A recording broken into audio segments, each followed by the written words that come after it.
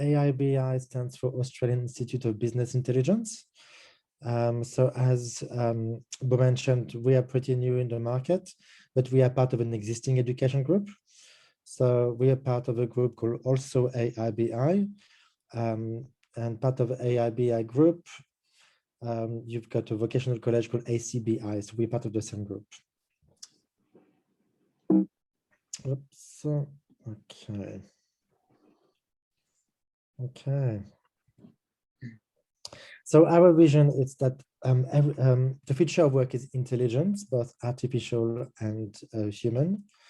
As you know now, the marketplace is borderless thanks to technology, and we are in the digital revolution era at the moment. So you hear a lot about business intelligence. Some of you might not know exactly what business intelligence is. So there is a little video a bit later on about what is business intelligence. That will give you a bit more insight on the subject. We have currently 2 bachelor programs. You've got the Bachelor of Enterprise Management Systems, or BEMS, that you can see at the third line here. BEMS is Bachelor of Enterprise Management System. We are the only provider in Australia to offer that course. This is an IT-related course, not an entrepreneurship course. It's more like on the IT side, so I will give you a bit more information as well. As Bo mentioned, we are located right in the heart of the Sydney CBD. So if you are in Sydney, we are right in the middle of between Central Station, which is the main station, and Town Hall Station. Part of the course, we do offer some opportunities for students to connect with the marketplace via internships which are part of the course, and client-based projects.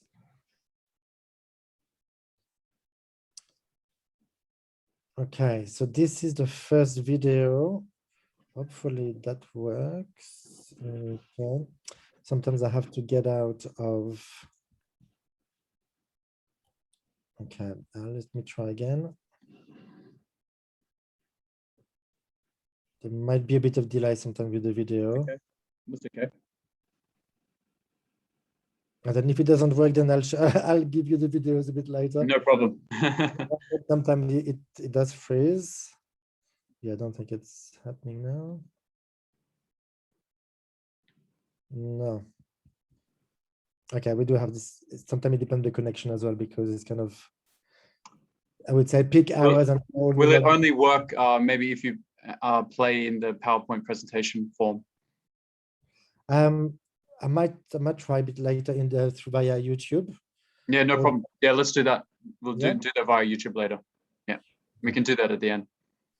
Perfect. It's also available on our website, but I will share it with you a bit later. Cool. Okay. See, technology is great when it's working.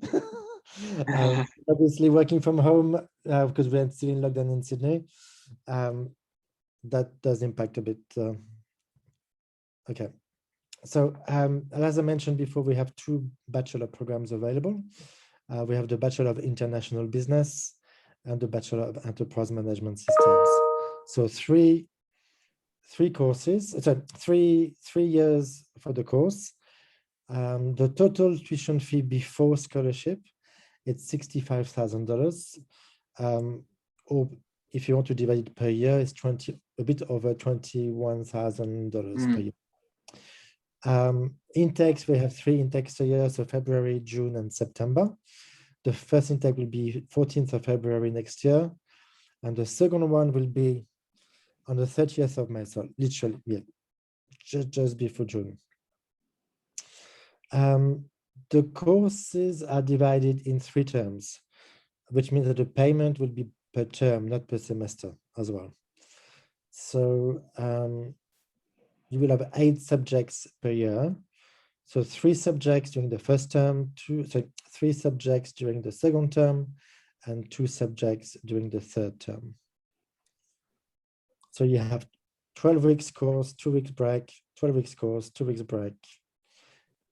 then the other 12 weeks, and then the 8 weeks for holidays, Christmas holidays. Okay. Bachelor of International Business.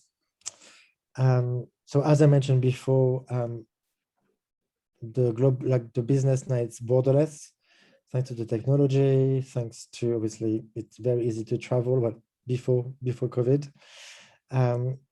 So the main topics of this course will be international law and politics, international strategic management, international marketing, international trade and finance, business leadership in global context, entrepreneurship and innovation. So at the end of year 3, there is also an internship elective. So that's part of the course, no extra cost. The minimum number of hours required is 150 hours for that internship. We strongly recommend students to do that internship because that will maximize the employability. And 99% of the students will opt for the 485 visa, the graduate visa, at the end of that bachelor. So by doing that internship, that will also help them to get some contacts in the industry and help them to might possibly be eligible for other opportunities afterwards.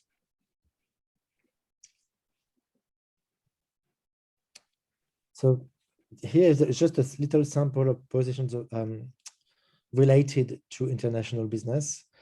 So you've got importer, exporter, international trade coordinator, immigration officer, international business consultant, international HR manager, business development manager, international management consultant. As you know, as a provider, we can't talk about migration. What we can talk is about opportunities. So some positions on that list are listed on the vet assess list, such as importer, exporter, business development manager as well.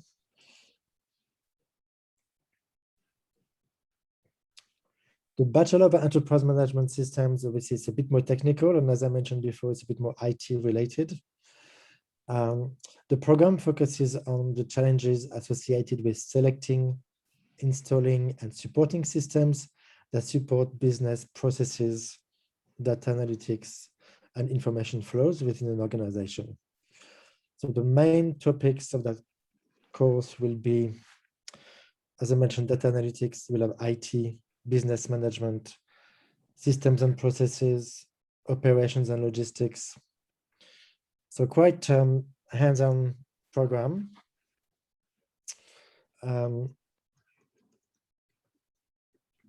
And basically at the moment in the business environment, you currently have 3 enterprise management systems. So customer relationship management, also known as CRM, supply chain management, and enterprise resource planning. So enterprise resource planning that integrates software applications. So as you know, let's say for finance, you will have a specific software. For purchasing, you might have a different software.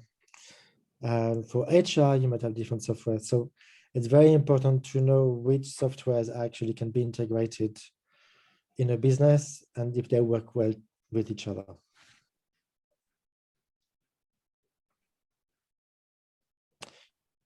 Here is the list of careers to consider after completing the Bachelor of Enterprise Management Systems. So you've got business systems analyst, management consultant, ICT account manager, ICT business development manager, organization and method analyst. You also have project coordinator. So project coordinator is probably the only position that's on the vet assess list that's not a management position, which is very, very good for students who have completed a project management course beforehand. So ICT account manager is on the vet assess list, ICT business development manager as well. And I believe management consultant is on a different list. At the end of the enterprise management systems program, there is also an internship elective.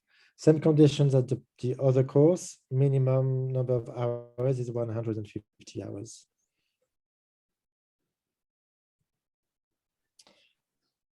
So the student experience at AIBI, as Bo mentioned as well, we do have a work related like learning strategies. So it's applied learning process. We're incorporating real life case studies and projects taught by experienced academics and industry professionals, which makes it more relevant and interesting. We've got smaller class environment, which encourage students to be a bit more active in terms of participation. Students get plenty of support in terms of executive coaching, student mentorship, academic support, library support, career advice.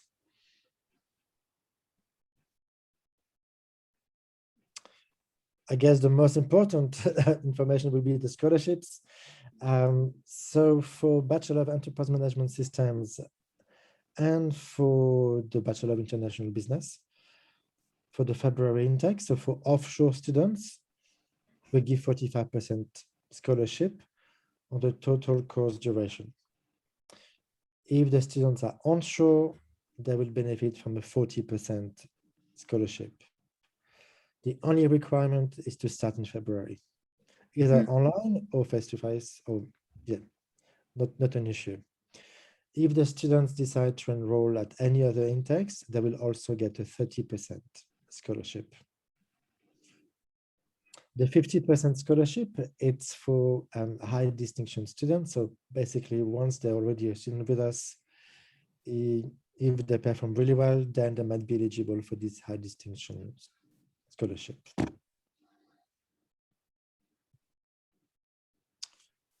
Pathways. So we have quite a substantial list of pathway partners in Australia. So all the partners that you can find here are VET partners. So ACBI, of course, because we're part of the same group. Greenwich College, so Greenwich Management College. We also have an English EAP pathway with a Greenwich College. ILSC Greatstone, so we have EAP pathway and the VET pathway. International House, Sydney. So for the International House Business College and for the International House English College as well, for EAP. Academy of Entrepreneurs, Australian Global College, Mercury College. So Mercury, we also have an EAP pathway with Mercury. York Business Institute, Berkeley Business Institute, SSBT, APC, both for English, with English Unlimited, and the VET part. Lexis VET, and ISMT. So for the students who complete a diploma with those partners, the diploma must be in leadership and management, project management, marketing communication, IT, enterprise resource planning, business, digital marketing, even accounting. You can get up to 8 subjects credit on our bachelor program. That's with a diploma. Accounting, you will get up to 7 subjects. So 8 subjects is the equivalent of 1 year. So 1 year credit. If they complete an advanced diploma in those fields, then they will get up to 12 subjects credit on our bachelor program, which is 50%. For students who want to do the 485 visa, they need to complete 2 years of the course to be eligible for the 485. So we can, in that case, we can give them up to 8 subjects credit to make sure they are also eligible for the 485 visa. So for students who are already in Australia, they're already doing VET and they're about to complete at the end of this year. If they join us in February, they will get not only course credit plus 40% scholarship. A pretty good deal. Yeah. And that it can be also done online, right? Yes, fully online, because I do get some questions about students in maybe other states or and they just want to study fully online. Is that also possible? Yes, actually, I checked yesterday because I had the same question yesterday from an agency, and from next year there will be online and face-to-face, yeah, or blended, basically, yeah. Both fine. Yeah, even if the student is onshore. Correct. So Yeah. I guess that will depend on what Texas does next year. Yeah. I think there's gonna be some changes in terms of online and face-to-face. Yeah. Okay. So what Texas requires, then that will be possible. Yeah. So how to apply? Obviously, we need academic transcripts, resume, passport copy, English proficiency, diploma, certificate of conclusion, and the GT checklist. So then obviously there will be Yes Education dealing with all those forms on your behalf. Entry requirements. So for academic entry requirements for international students, applicant with recent secondary education, either VET diploma or advanced diploma to get course credit, or higher education as well. So I mean, obviously for offshore minimum year 12. Entry requirements. So for the English, there will be IELTS overall 6.0 with no lower than 5.5 in each band. We had some cases this week as well. So if the student, let's say we got a student, for example, PT, we have overall score of 50 with no lower than 42 in the individual skills. We had a student with 49. So we can't accept him directly for AIBI, but we can ask him to do a diploma first with one of our partners and join. Yeah. That's no problem. We also have Cambridge, and I know for Thailand, for example, EAP is quite popular, Vietnam as well. So obviously EAP2 for most of the providers, except ILSC, it's EAP3 for them. So 12-week course if they have a problem with the English as well. How about English placement test? English placement test needs to be done with one of our partners on the list, on the pathway list. Yeah. And just to let everyone know, we will send the PPT to everyone as well, so you can check all of those partners anytime. And it's on our website as well. Yes. Okay, so COE deposit. For Mm. onshore students, a $1,000 deposit. For offshore students, the norm is $6,000. However, for lower risk countries, that can be reduced to 3,000. Okay. Especially if a student needs to do diploma first. It's a lot of money to present in one go, plus the visa, plus the OSHC. So we understand that can be quite challenging at the beginning. So yeah, so that can go down to $3,000.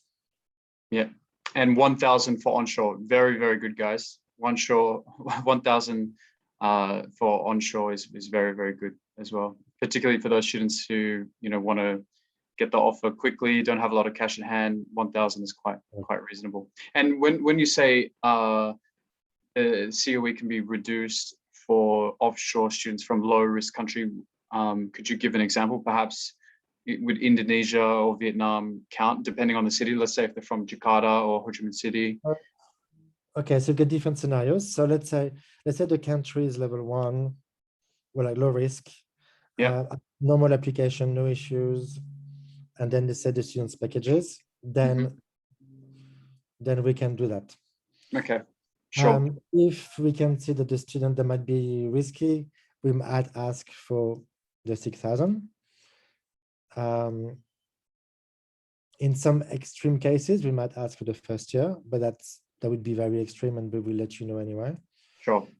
So yeah, so then the 3,000 would be, I guess, on a case by case basis. Got it. So here I prepared some GT information, obviously specific to Thailand, to Indonesia, and to Vietnam. So that's basically things we're looking for in GT.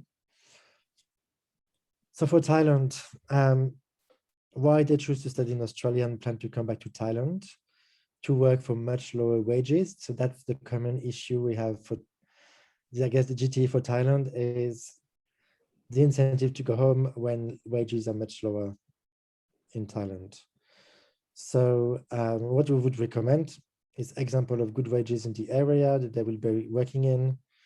So let's say some job ads, local job ads with salary indication as well. Because I guess immigration will compare the amount they invest into the course and then the return on investment when going back home. So there needs to be very, very strong. So for example, yeah, working for international companies, well-paid roles, detailed business plans as well if the students said that they want to open a company or help out with the family businesses, which is very common in Thailand. Because otherwise it's very easy to say, oh, I'm going to open my own business. I know by experience, immigration is going to ask for the business plan, a proof of funds to run the business. And then, so sometimes students are too keen, they write too much, and then that penalizes them for the visa application. So it needs to be extremely detailed and evidence needs to be provided. Source of income. So in Thailand, it's common obviously for students to get sponsored by aunties, uncles, indirect family members. So family trees and source of income are important in that case. So as many documents as possible. High risk areas for Thailand, mountainous areas such as Chiang Rai. So we will scrutinize these applications a bit more because we know there is a higher risk of visa rejections for these areas. Yeah. For Vietnam, so many families sponsor applicants with evidence of assets, but savings for 6 months or 1 year would also be good to have, even with a proof of asset to make a strong case with immigration. Prepare students for interviews, because obviously Vietnamese students can be chosen for interviews. They can be interviewed randomly. And in some cases, students, they panic. Even if they got a good level of English, sometimes they panic when they get interviewed by immigration, and then everything falls apart. It's not only Vietnamese students, it's actually quite a lot of students coming from different countries that, yeah, if they're not prepared with the interview, they tend to panic. So the students, very important for the students to be familiar with the course they apply for in case there is an interview. Also, high risk areas. So you've got the Haiphong, Hai Duong, and Quang Nguyen. Those are considered high risk areas as well. So please know that we will scrutinize those applications from those areas. 5-year study package, very high rejection rate. We're not recommending it. I had a case, for example, Thai student, she was 20. So she wanted to do English plus diploma plus bachelor program. So that was roughly a bit more than 4 years. I mean, we had to refuse for other reasons, but then that was also alarm bells for us. So yeah, we're not recommending 5-year study packages, especially for, well, I would say Vietnam, Thailand, sometimes the English level is a problem, the English. So then, yeah, we're not recommending this because obviously they will need to extend the English part. Indonesia. So indirect family sponsorship is common. So they should prepare savings in advance, 6 months up to a year, an explanation of family tree and connections. Very important. Some areas that are a little bit risky include the Medan areas. Even if Indonesia is low risk now, by experience, I know that if a student has a higher test results already, even if it's not required, the visa can be approved much quicker. In previous, when I was working for previous providers, within 2 days, the visa was issued just because, I mean, there was a strong application, but also because of IELTS. So strongly recommended. And that's it for the presentation. Great. Thank you. Thank you, Sylvain. Fantastic for you to go over all of those details about AIBI. Yes, right now, if there are any questions, please do think right now and put them in the chat box. We'll be more than happy to answer. Anything to do with the courses in detail, or price again, or scholarships, any details like that, don't hesitate to ask right now. So perhaps, yeah, can we go back to those scholarships, if you don't mind, if you go back to that page and leave that there. That's definitely one of the key selling points of AIBI right now. So one of the scholarship, the 50% one, the Dean's scholarship, is 50%, and it's if your student does get that, it's only 10,800 per annum. So very affordable. But if your student does not get that as well, and if your student wants to start for term 1, 2022, this is really good. It's 40%, so not far off 50. 40% is still in the market. It's one of the most generous scholarships I can think of, and in particular to a really high quality school like AIBI that really teaches high quality education, innovation there as well, and great faculty too, with opportunities for work experience embedded into the program as well. So this is really good, guys. Really think about this. You've got students right now that are finishing up programs in November, December, January. You know, AIBI, if they want to continue for bachelor level, this would be really good to promote. And those fees are really affordable. So both onshore, offshore, there's great opportunities there. So I really encourage you to think deeply about it and talk to your students about it if they're looking for something quite affordable for any of their different programs that they do have. And of course, if you don't have any questions now, that's fine. Just get in touch with me later on, and I'll be happy to answer your questions as well. So just normal as well. Of course, in Sydney, once you graduate with a bachelor, you're able to remain in Sydney for a further 2 years for post-study working. There's no brainer about that as well. So that's still a long time for students to really establish themselves in Sydney too. And looking into the future, 2022 looks like a better time for study and also for work as well. Just looks like things will be a little bit more open in Sydney now. You may have heard that restrictions are easing by the October the 11th. And I really doubt that things will go back to a lockdown sort of status because of the level of the vaccination rates in Sydney and New South Wales in general.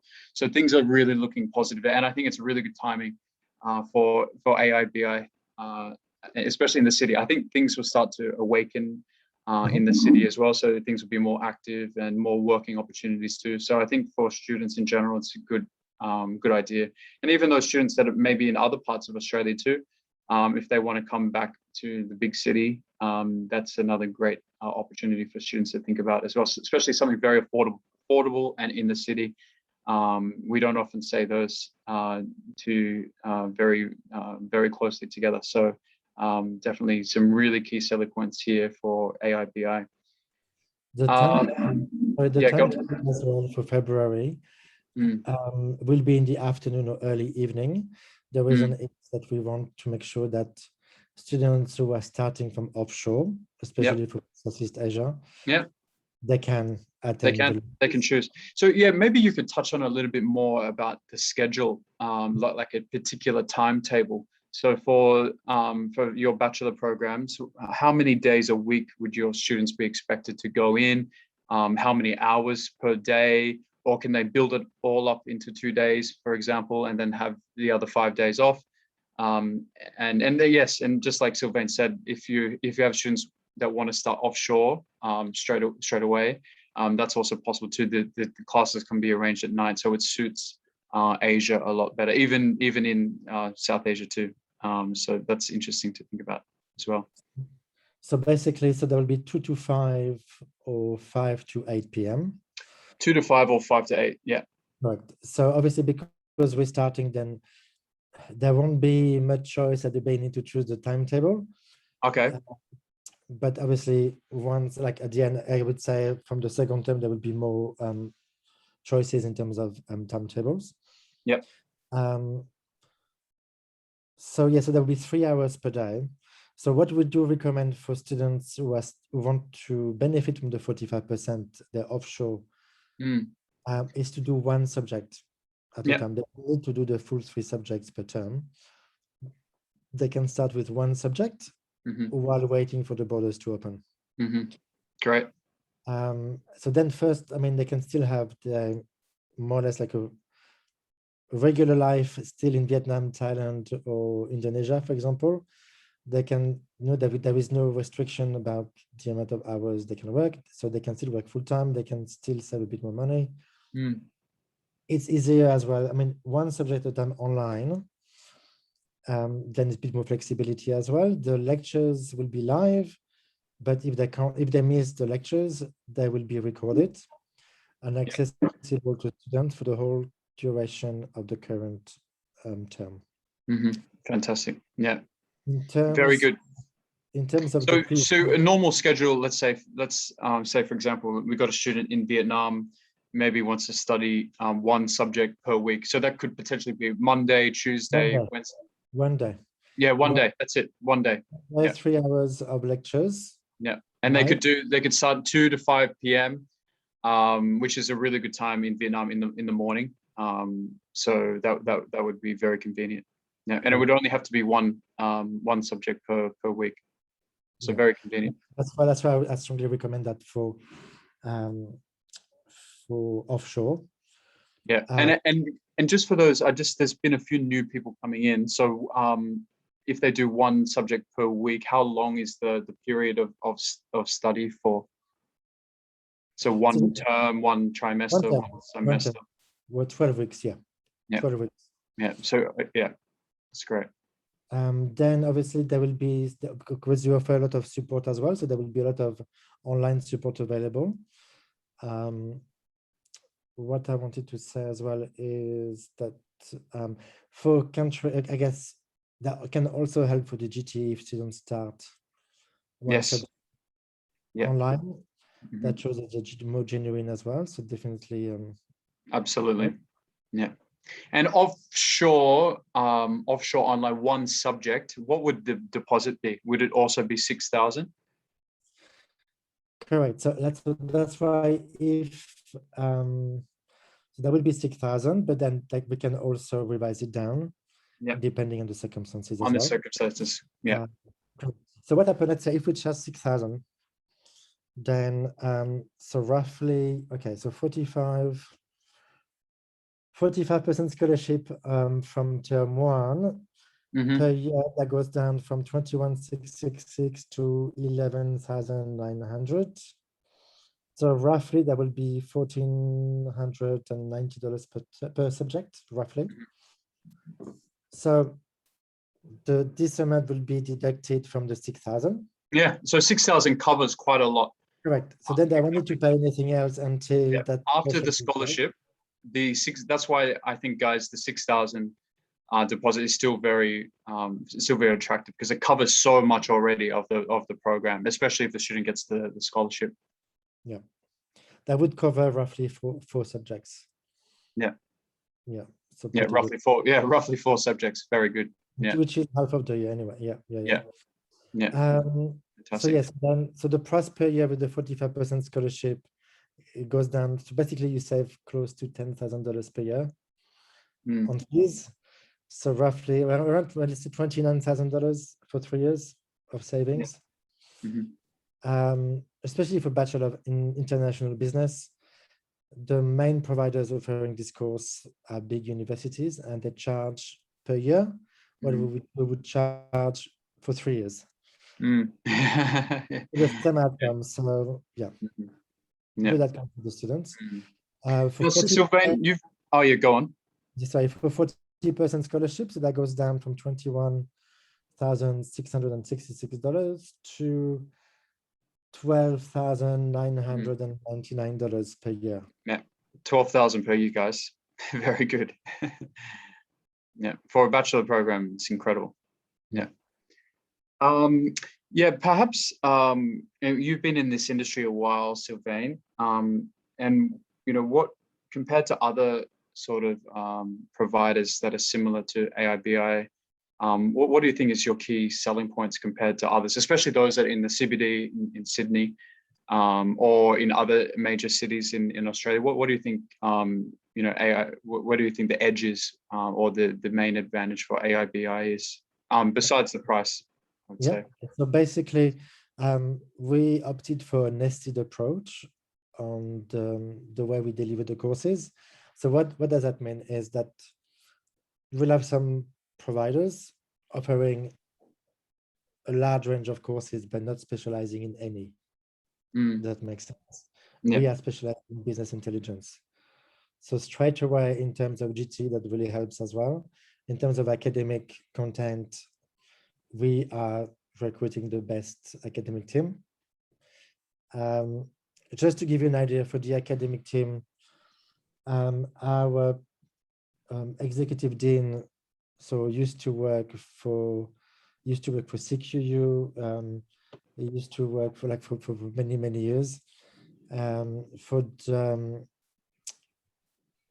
the associate dean, he was working for Macquarie University developing the cybersecurity course. I think he did that for 13 years with Macquarie University. So we got him now on board because obviously we are developing as well for next year. We're going to have a new course, which is the Bachelor of Cybersecurity. So we're really investing in the academic team. Yeah, absolutely. We can see that. It's really, a lot of effort has gone into that. So it's all about quality and students' outcome. We want the students to get the most out of the course, during the course and after the course as well, in terms of opportunities. Absolutely. Great. All right. Are there any questions? Any questions at all? Don't hesitate to ask. This is a really good opportunity now to ask Sylvain. So do you want me to get the... Maybe we can go through some of the videos. You said you had some videos, so I think it'd be good to show a couple of partners some of the videos. Okay, let's see. On YouTube. Yeah. So... And just remember to share the audio when you click through that as well. Yes, okay. Let's see. Okay, let me have a look now. Where are we? YouTube.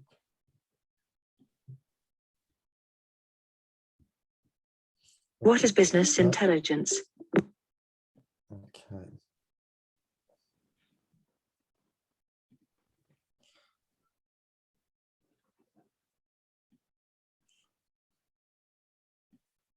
Okay, so let me know if you can hear.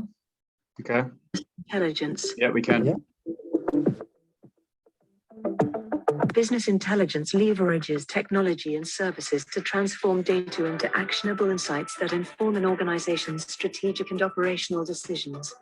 Business intelligence professionals analyze data and present analytical findings in reports, briefings, and dashboards to provide senior management and boards with detailed intelligence about the state of their organizations.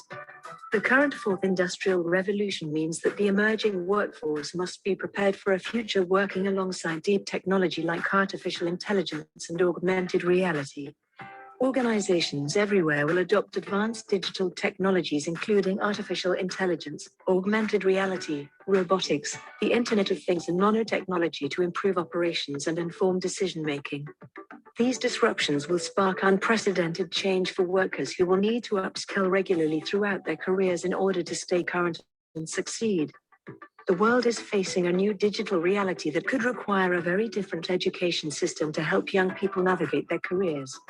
Research indicates that our current education system, focused on the acquisition of specialized knowledge, will not be fit for purpose in the new industrial age. Education institutions need to achieve a mindset shift around lifelong learning and move toward problem-based learning to better equip students for future challenges in the workplace. At the Australian Institute of Business Intelligence, we are leading the charge by creating new courses designed to meet the business intelligence needs of tomorrow. Okay, so I hope that helps understanding a bit better what business intelligence is about, because obviously we hear business intelligence more or less on a daily basis now. So yeah, so that's why I mean, with especially with the Bachelor of Enterprise Management Systems, the students will definitely have an edge in the marketplace. Yeah. Fantastic. Very good. All right. We have hit the 45-minute mark. So unless there's any questions, I think we'll end it. And the PPT will be sent to all of you guys by the end of the day. And for any of your counselors or team members that were unable to join at this time, we will be sending you the full video as well. So no problems there. And of course, if you did have any questions, be sure to ask me or Franklin or Ivy or any of your team members in Southeast Asia or in Australia as well. We'll be more than happy to help out with your inquiries for AIBI. And of course, the application as well. That's our job here to do that. So got an application, let us know. We'll give you all the details and make sure we get that offer letter as soon as possible as well.